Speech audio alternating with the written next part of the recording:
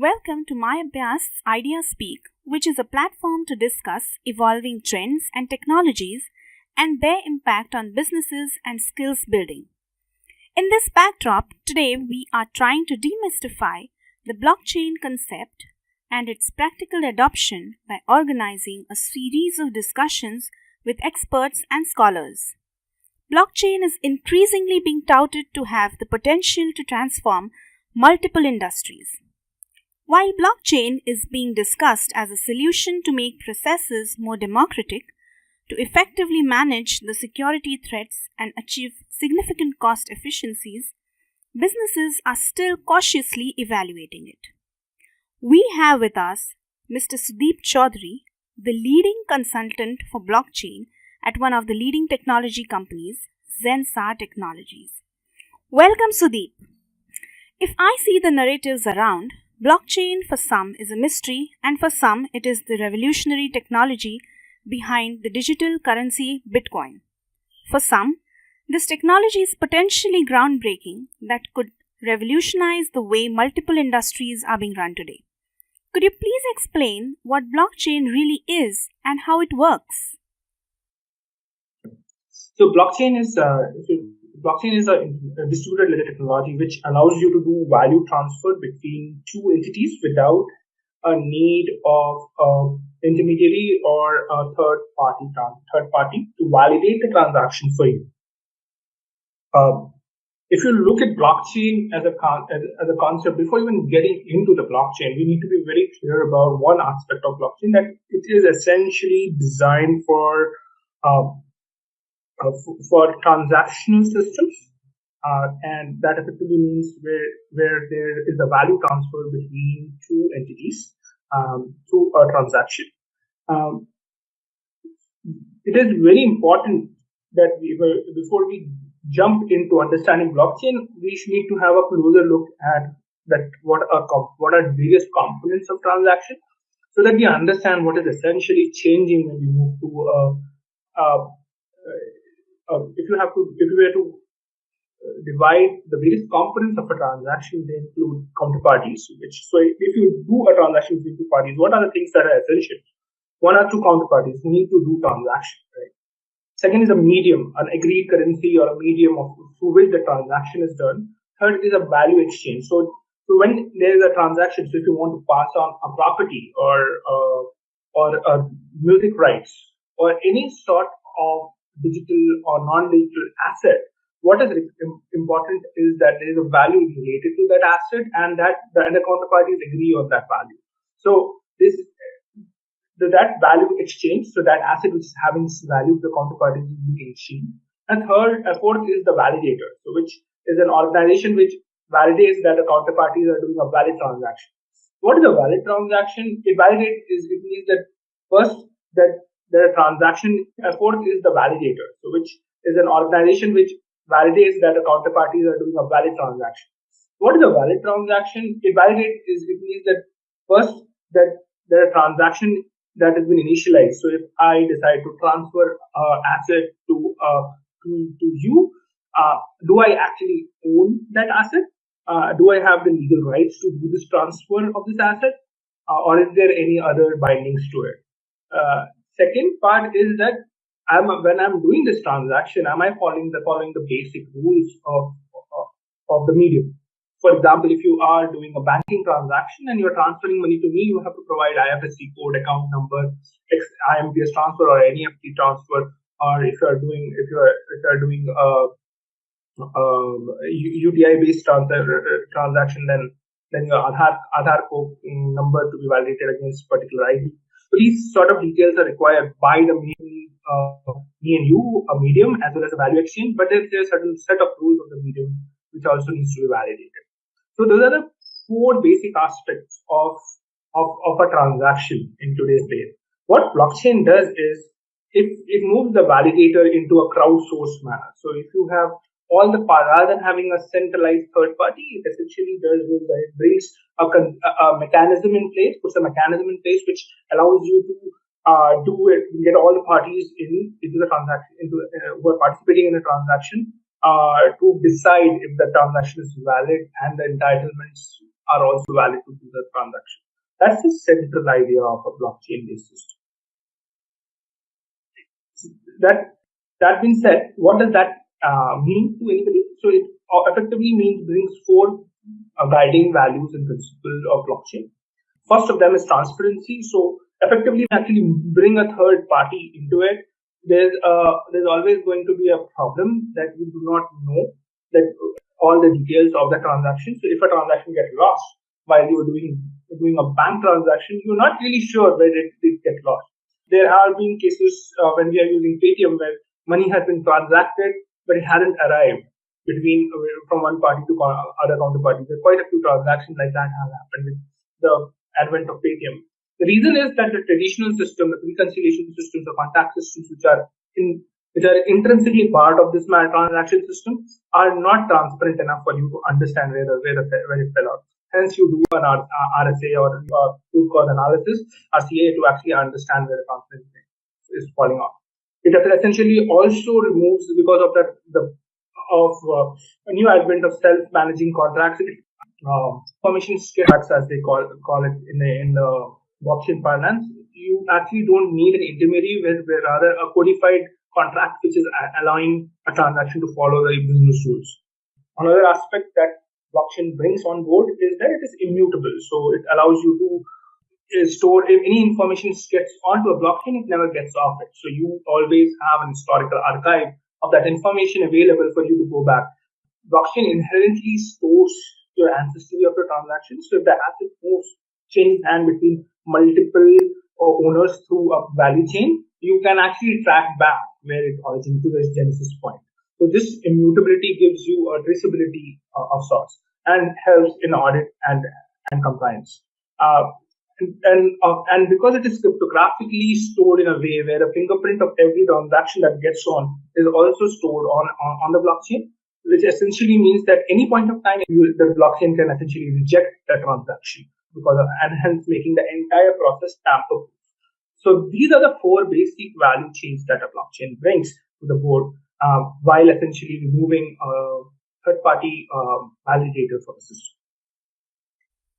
Some people might be confused. Blockchain is public ledger and is also secure. How can something be both public and secure? To a very high level, it looks like oxymoronic, or it looks self-contradictory, right? So let's just dwell a little bit more into the public nature of the blockchain, right? Essentially, blockchain is a distributed ledger technology. That effectively means that the information that is required for doing a transaction or any transactional information is stored on every node of the chain, every participating node in the blockchain. So every participating node which are doing the transaction has access to all the transactions, and through that it has access to the ancestry as well as, of the transaction, as well as the entitlements of the transaction. What does that mean? What it does not mean is that that on a functional level, right? If you are sitting on the top of it and on a functional, what a third party, maybe one of my friends, Raghu, for example, who's a good friend of mine, has transacted to his brother, right, who comes onto blockchain and does some transactions. I also do a transaction through blockchain with you, but I want to access Raghu's information. Now that information is available on my node as well, but can I actually access it? So that is where the decoupling happens. There are two levels of security mechanisms that are inherent to blockchain. One is that the information that is routed through the system, right? Through the system is hash of an information. So if you were to phish or intermediate or pounce upon the information while it flows through the medium and try to hack it, as a lot of hackers do, would you be able to make sense out of it? Why? Because every transaction is hash. It is a 256-bit version of the transaction, and not essentially the transaction itself. Hence, it's a codified transaction, and it is a little different from encryption. Essentially, where it tells you that it is a one-way ticket. It tells you once that data is hashed, it cannot be hashed. So it is not something that you can understand directly. Right? You have to you only can validate if a particular hash of a content is actually blocked, the hash of a given asset. So, example, if it was if Sudeep Choudhary decided to do a transaction to Ati, then Ati can only validate that the hash of the transaction belongs to Sudeep. He cannot validate that what was the transaction without having an access to it. Which brings us to the second layer of the security, where you have a security layer, access security layer, which allows you to, if you have a security layer, access security layer, which allows you to, if you are entitled, which allows you to decide if you are entitled for a transaction, to see a transaction. So if there's a transaction between two of us, like me and you, then I would have done this transaction using using your public key, which is effectively your address on the network, and then you would be able to see the details of the transaction in a humanly understandable way using your type of blockchain security. How is Bitcoin or cryptocurrencies different from blockchain? Okay, so cryptocurrency is essentially the first product of blockchain that came in the market. One of the reasons why people mix these two things together is because for the first 4 years of blockchain's existence, it was just the technology that enables cryptocurrency. But the blockchain became more independent post 2012, and in post 2012 it has moved to a different track altogether. Blockchain is essentially a technological construct which uses a few things like network consensus algorithm, ubiquitously available storage and high network speed to create trustless transaction settlement mechanisms. Whereas cryptocurrency is just a digital currency which uses cryptography and blockchain to enable a intermediary-less transaction. Right? There are obviously cryptocurrencies have evolved over last 10 years, and blockchain is fairly in this past 5 or 6 years outside cryptocurrency space. So it's still trying to fight off its perception of being a finance specific or BSS specific technology. Many people qualify it under the fintech space, but the blockchain is it's very fundamental in sense that it is fundamental to any transactional value transfer and not just for a financial asset transaction or even a currency transaction. So cryptocurrency is just one example, the first example rather of blockchain. There are multiple different examples of blockchain which are coming in the market and multiple implementation of blockchain, which are nothing to do with cryptocurrency or for that even matter any financial transaction. How blockchain really works? Could you please throw some light on the entire process? Yeah. So I'm going to take you through a small example of a blockchain transaction, and specifically in a transaction that does not have a financial asset being transferred, because it makes it so much more exciting. So, for example, if somebody is trying to file a municipal corporation is giving details of tax information on a particular property, which somebody wants to take a loan on, right? So they would be transferring that transaction using an interface which is on a blockchain. If this municipality was on a blockchain, it submits that information. Now, depending on what property it is, there will be a specific bank which has requested it or a service agency which would have requested for further details. So subsequent transaction details of that particular transaction would be made available on the blockchain using a smart contract layer, right? This is the layer in which the business logic resides. So once a transaction is done, it's broadcasted over a network, and that broadcast is picked up by goes via a filter of smart contracts, and subsequent transactions which this transaction is created in the blockchain ecosystem. Those transactions, various miners or various consensus algorithms to actually and then put it in a part of a block. And this block is then added to the existing blockchain.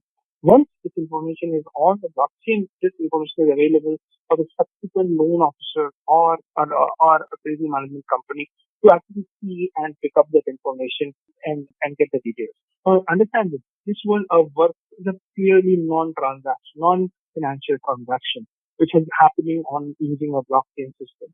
And why it is great? Because previously these people are sitting in different companies and they cannot interact with each other because it requires multiple strings of systems or make disparate systems to interact with one another. But with blockchain, if they come on a common distributed ledger technology, they can interact with each other in a matter of few minutes to maybe a few seconds if they're using more private and more advanced consistent mechanism. Right? You can actually be getting information near the end time while not compromising your own security or your enterprise security, exposing yourself to external threats. So that is one of the great values of blockchain. So what is happening inside is that A, broadcast of mechanism. Second, validation using a consensus mechanism or consensus algorithm. Third, addition to the existing longest blockchain.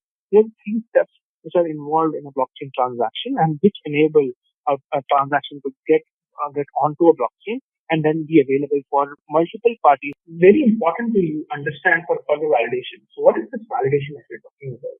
So if we go back to the first slide and we talked about the validation of a medium. So if this particular transaction follows the rules of the medium that it can't go with the transaction, that is validated.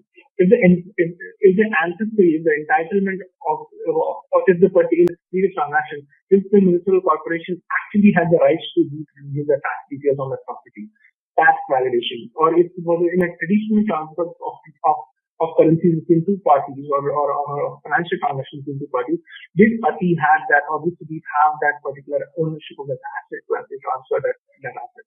Third is to consensus. Does all the participants on the network agree?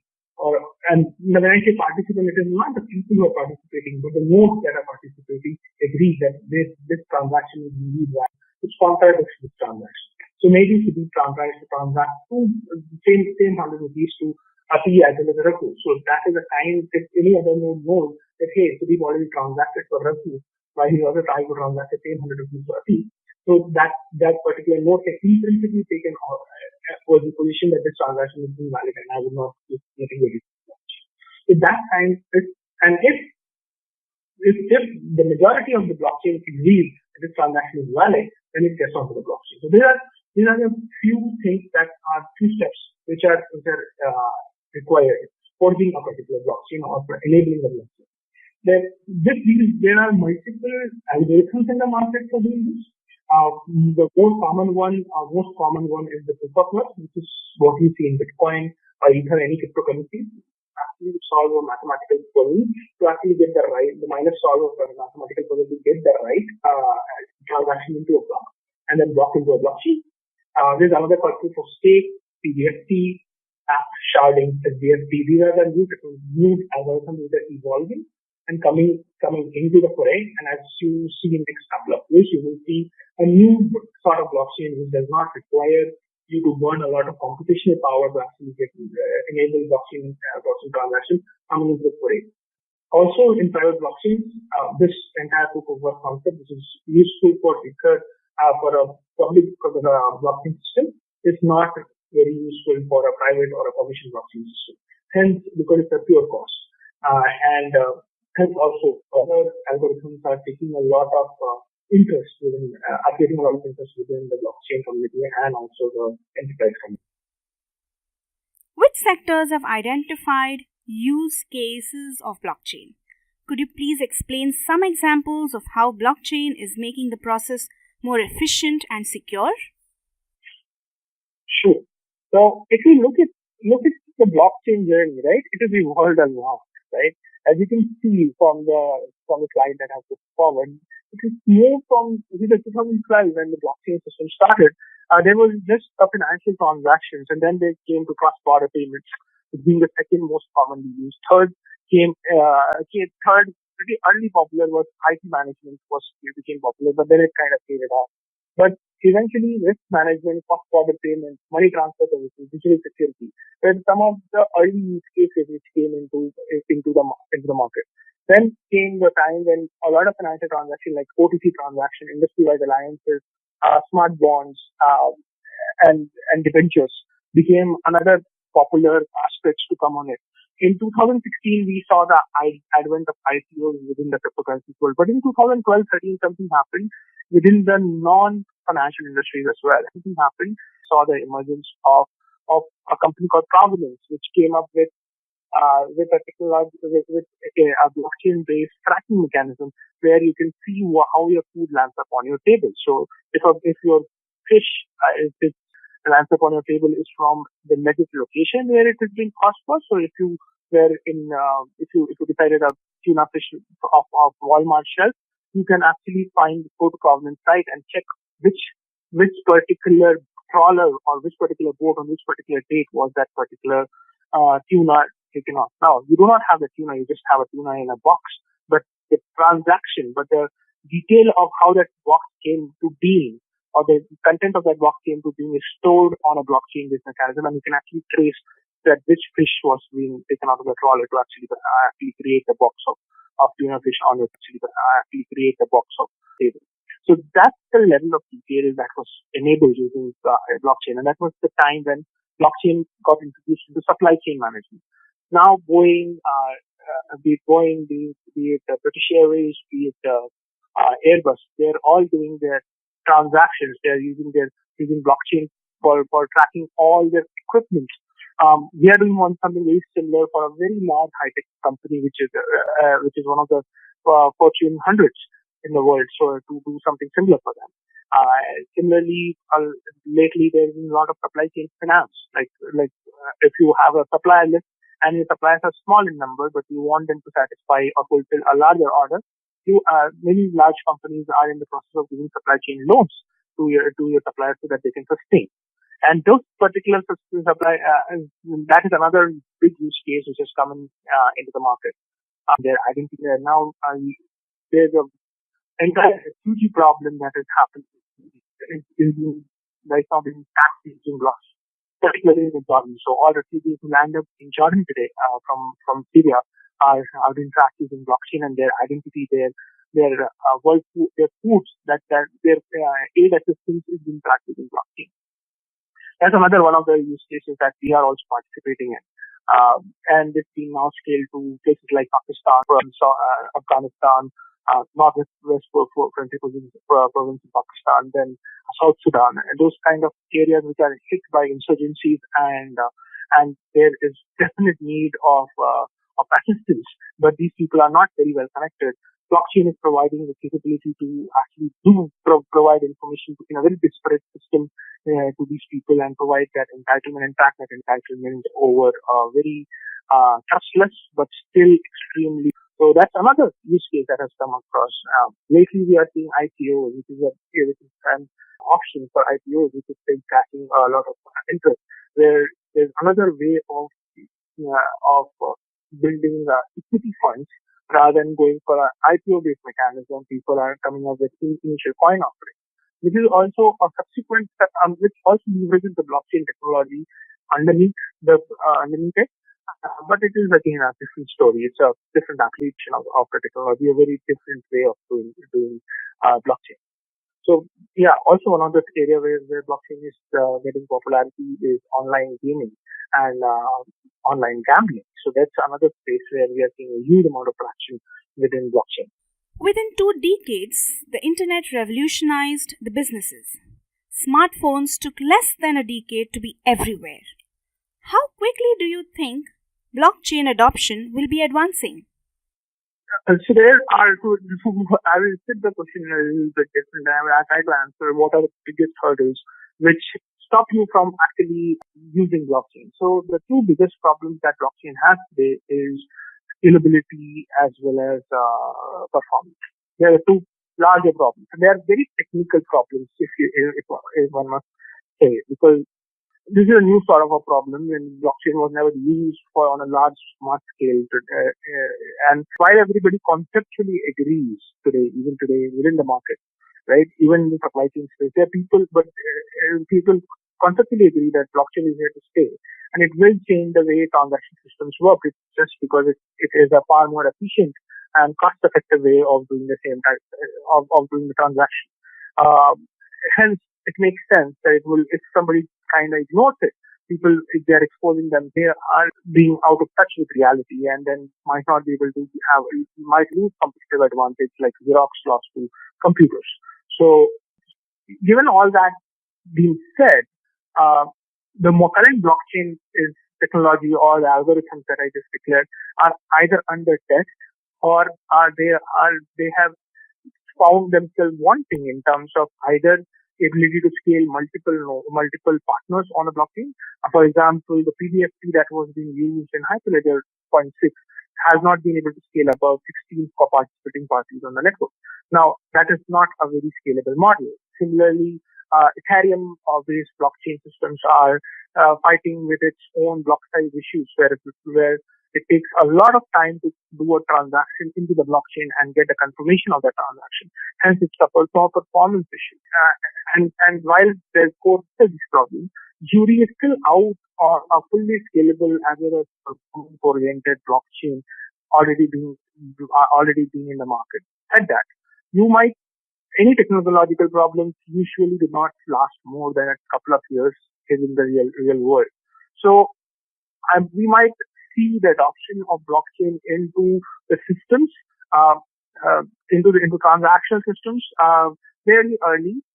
But the journey of blockchain is more parallel to the journey of internet technology rather than a mobile technology, right? Why? Because mobile is just a way of enabling internet on a highly portable device. But internet was enabling exchange of information in a way nobody had thought before. Blockchain similarly is trying to enable transactions had thought before. Blockchain similarly is trying to enable exchange of value as nobody has seen before. So the life cycle or adoption of blockchain is going to be have more parallels with internet adoption rather than mobility adoption. One must be cognizant of the fact that it took in 1991 when the World Wide Web was launched, it had limited usage and it permeated. People definitely agree that it is here to stay, but it is now that it's become ubiquitous to electricity, that if you do not have internet, you feel it is as a commodity, which like an electricity would be in 1970s or 80s, right? So so we have to compare from 91 to 2017 kind of to be cut down to maybe 13 years or 14 years, but it's still about 5 to 10 years away from really becoming the way of doing things. Today it is in a very early stage where people have already agreed that it is here to stay, but how to take it to the reality is still a struggle within the corporate organizations. And hence there are small use cases that are coming in where people are creating private blockchains for doing certain sort of transactions, very similar to 1980s, where people were not using internet as much as they were using LAN and WAN. And 90s, if you remember, there were a lot of LAN systems that were popular across the world. And similarly, blockchain will go to this private blockchain and then interlinked blockchain and interoperable blockchains, and then to a totally omnipresent blockchain system. So it might be we are still about 13 years away. Just because of the half-life, kind of speculating that it would, rather than saying what took the internet 26 years, blockchain will take 13 years. But even if it is 13 years, we are approximately about 8 or 9 years away from reaching that phase today. But immediately you will see a huge number of private blockchains, just like you saw a huge number of LANs and WANs coming in early 90s. How companies and organizations should approach blockchain? Should they start experimenting with prototype, make some small investments on use cases, or wait for more clarity to emerge? So, from a point of view of technology, of a establishment or enterprise, there are multiple steps involved in exploration of blockchain. First is obviously education. So they need to educate themselves to understand what essentially is changing. Something perhaps your content that we are in this particular podcast tries to address, that how do you understand blockchain, right? Once you understand, you start exploring. And it's very important for you to understand that not every use case is today ready for blockchain. For example, if you were within your enterprise system where you usually go and try to explore any new technology, if your ERP system is good enough, your supply chain within the company would be pretty okay. So your inventories are tracked on the blockchain or in your supply components that are inside your organization are tracked on the ERP. And then the value that you will gain out of a blockchain such a mechanism is limited. But blockchain gives you an industry specific. Once the boundary of your organization ends, and you are starting to interact with your suppliers, your vendors, it becomes where your enterprise system doesn't spread to, or it's your enterprise system is not scaled to. You start seeing the value of blockchain, and hence a lot of such use cases where there are multiple parties involved, and the complexity and the trust factor between parties can be low. And are one of the better use cases. So tougher is your vendor interaction mechanism, or tougher is your third party interaction mechanism. More value blockchain can bring for you on board. So these are the use cases where you would normally see value immediately because you have to quantify your value immediately, and blockchain can give you that value immediately because you have to quantify your value immediately, and blockchain can give you that value right away. And that is purely from business sense. Why should I invest today on this particular problem, right? When my problem, but going forward, as you explore, as you understand, you will be able to understand the depth at which this particular technology construct is going to change that way you operate in future. And once you have a handle of the technology in terms of what kind of algorithm, what kinds of tools, what kinds of skill sets you require to build this technology stack, you would be able to sort it into areas which are not obviously blockchain candidates today, but are just a better way of doing things. As I said, blockchain is just a better way of doing transactions. Hence, you might be able to painlessly supplement your existing transactions. Also happen in the future, but you might gain a competitive edge by doing it earlier in the game. For doing that, but you need to go to the first two steps where you actually need to A, educate, B, evaluate which particular use case you can take to your business, and then understand the technology stack very well before you actually start spreading it within your organization, that you have a good control of the technology and the transformation that will follow the technology. So if I could summarize this, the process would be like understand, experiment, and evaluate.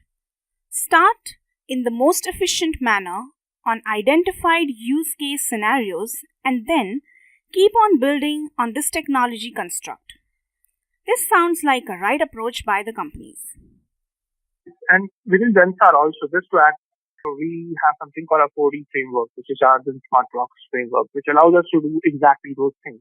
And we basically say define, discover, define, design, and develop and deliver. So in the discover and define space, we actually try to educate, evaluate whatever you should be doing, and then go forward from experimentation and into the development of the blockchain piece.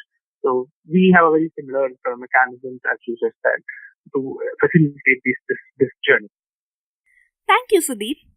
With companies like Zensar Technologies and people like you around, I'm sure that Indian as well as global companies will definitely be able to adopt evolving technology construct in an efficient manner. It was a very informative session on blockchain. We will watch out on how this plays in the real world. Thank you for coming in, Sudeep. Thanks for having me.